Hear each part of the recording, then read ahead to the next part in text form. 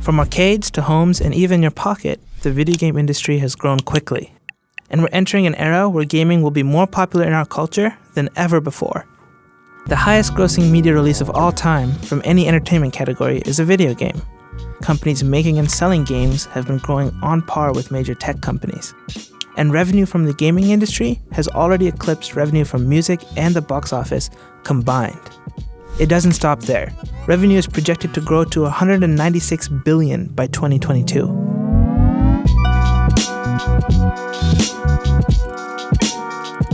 Some big changes in the video game industry have helped drive all this, including the continuously growing popularity of eSports. The prize pools for competitive gaming, like the Fortnite World Cup and Dota 2's The National, now rival well-known sporting events, like the US Open and the Masters. And esports teams are beginning to mirror established sports in other ways.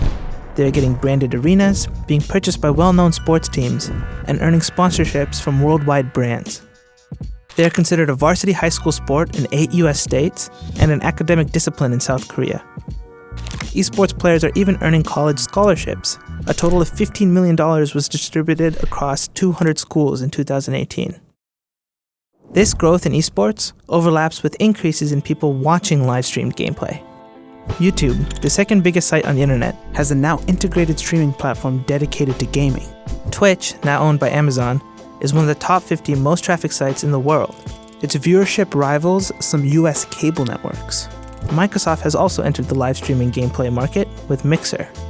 These sites have made video game streaming a potentially viable full-time job, even spawning talent management companies devoted to streamers. Another factor, video games are increasingly finding success after a game is released.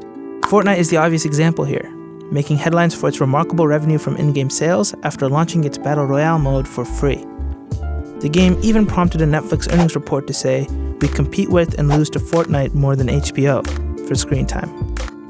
Mobile games, which represent an increasingly larger portion of the industry, also showed the success of this free-to-play model. In July, all 10 highest-grossing games on mobile were free-to-play. On the developer side, games are becoming easier to create and distribute.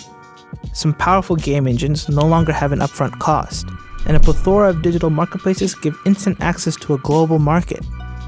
This has fueled an explosion in games created and self-published by small, independent studios. And industry giants have noticed. Increased growth is also bringing attention to important issues in the industry. The games industry is notorious for having poor job security and sometimes requiring intense crunch, despite a game's commercial success. And many women working within it report rampant sexism. Some developers, however, are leaving large companies and changing how things are done in the studios they start. The video games industry is also poised to change dramatically in other ways. Major companies are increasing their gaming presence and unveiling breakthrough technologies. Google could disrupt the industry with Stadia, Microsoft has announced Project xCloud, and EA is testing Project Atlas.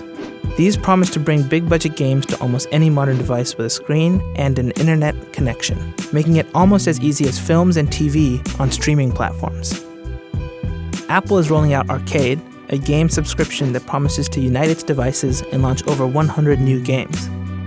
Virtual reality technology is becoming more accessible and widespread, and all that is before even getting into the potential of 5G and blockchain technology.